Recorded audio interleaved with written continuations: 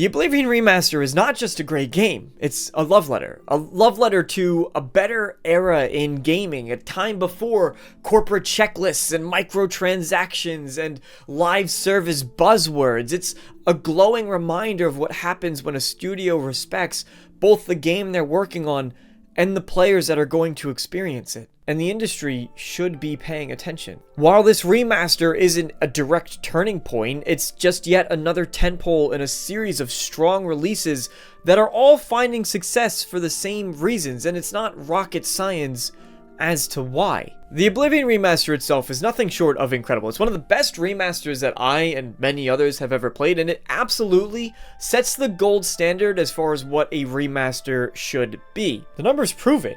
Over 190,000 peak concurrent players on Steam alone, not including Game Pass where it was available or PlayStation 5. Over 200 mods uploaded to the Nexus within 24 hours of the game being released, without any official mod tools or mod support. Virtuos has made a remaster that puts others to shame. Horizon Zero Dawn, The Last of Us, I'm looking at both of you. But I think that the Oblivion Remaster means so much more for Bethesda, of course, but for the wider industry as well. On the remaster side, it goes to show what's possible when you give a game the time and space to breathe, to let something become sacred to players so that one day you can bring it back in a glorious way. And through the lens of this remaster, we can get a reminder of a simpler time in gaming. All of this possible because the team at Virtuos maintained a lot of respect for what they were working on, and it shows. Now, the remaster, it has a phenomenal attention to detail. You could feel the love when you play the game, but it's also important to remember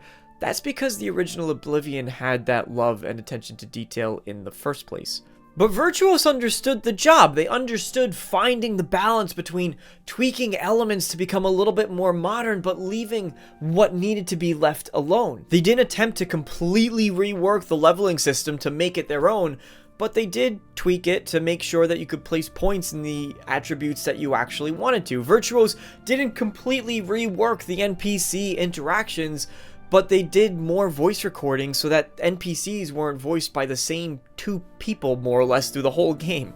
Aspects like the combat and the visuals, of course, were improved, but the 20-year-old soul of Oblivion was left intact. And Virtuos, I'll say, I think could have gone even further. The dungeons I would have loved to see redone. The cities I would have loved to see overhauled. Additional NPCs so that walking through the market district didn't feel like you were in a ghost town. And yet the end result is something so lovingly crafted that whether you're an old-time fan with hundreds of hours in Oblivion like myself, you've never played Oblivion before, or hell, you've never played an Elder Scrolls game before, I would go on to say that Oblivion Remastered is the definitive way to play the Elder Scrolls 4 Oblivion. And it's upsetting that I need to say this, but it's surprising it's in a day and age where so much outside of the quality of the game could have went wrong. Bethesda or Microsoft could have easily slapped a full $70 price tag on this. After all, others have before. They could have added the DLC to the game at a premium or chopped it up. They could have tied in a storefront riddled with microtransactions for new armors and new weapons and new spells,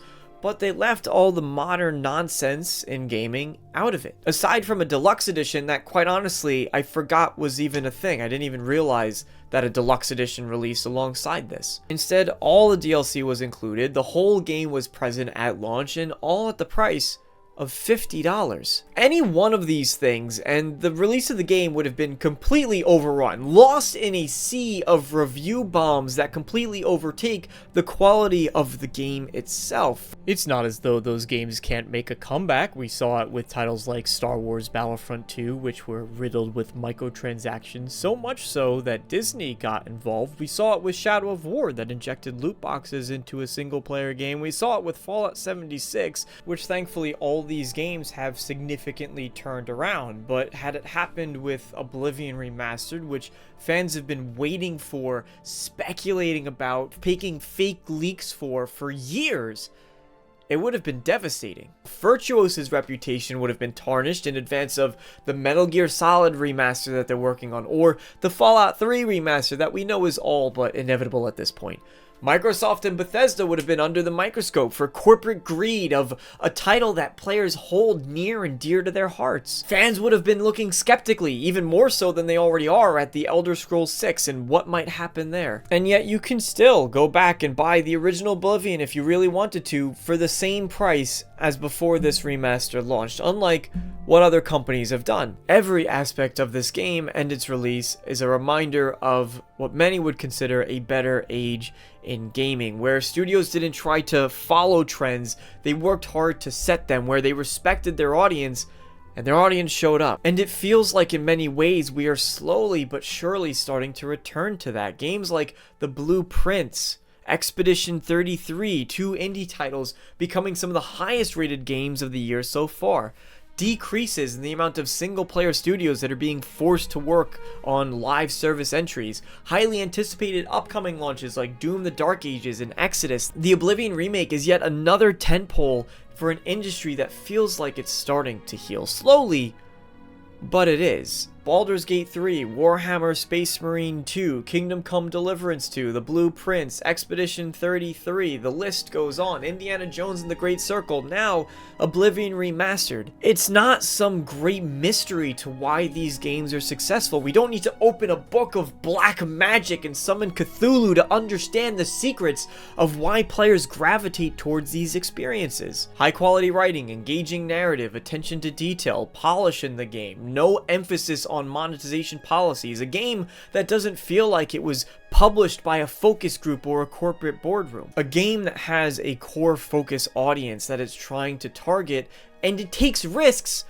in relation to what that audience may or may not like instead of trying to please every single player in the cosmos. And these games aren't perfect. Oblivion Remastered is not perfect. The difficulty scaling makes absolutely no sense. The AI is worse than it was in 2006 in some ways, where you can just walk up, not sneak, but walk up to NPCs and they won't notice you. The HUD is clunky and bulking, unnecessarily so. There's no option to turn off features like the center reticle or items highlighting when you look at them. You can't hide the compass. The sprinting animation, don't even get me started on the sprinting animation. The way plants whimsically pop out of existence when you harvest them, breaking immersion. These flaws, many of which are preferences, I'll admit, don't overshadow the greater success. Players are laughing and rejoicing at the warm feeling of a hug when returning home from a game that they love. I can't count the number of times I've seen gamers cheering, "We're so back!" And those reactions are, yes, because of the game itself and the enjoyment to return to Cyrodiil, but it's equally players cheering for the feeling that the game provides for them, the joy in going to experience that respects them as a player and respects their time. It brings pride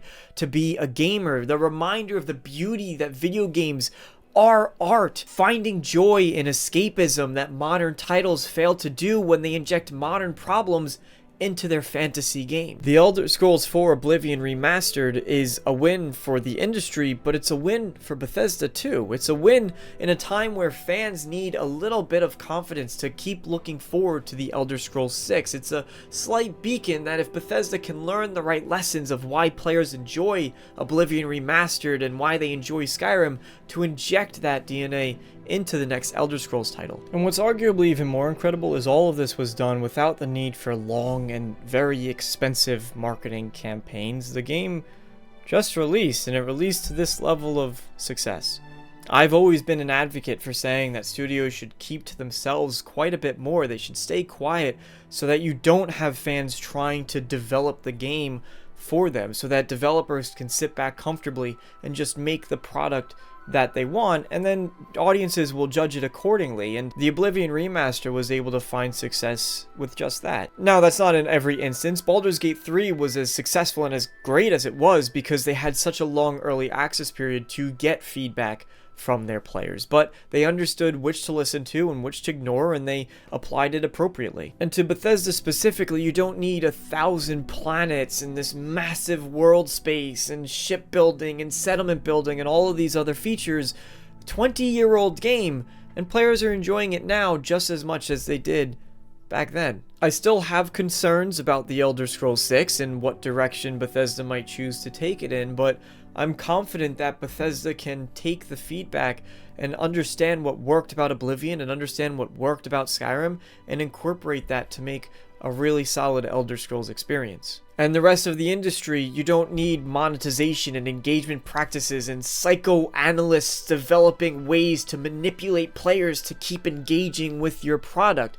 Make a good game and the audience will come. Look at the player counts for Baldur's Gate 3 still, and Skyrim still, to this day. Those games were not designed around the intention of letting players continue to experience them for 10, 15, 20 years. They were just developed with the intention of making a really good game. Todd Howard himself once said that we can do anything, but we can't do everything. Larian, Saber Interactive, Warhorse Studios, Dog U Bomb, Sandfall Interactive, Virtuos, they've all proved that it's possible.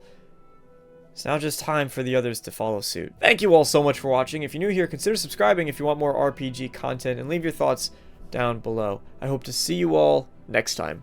So long, everybody.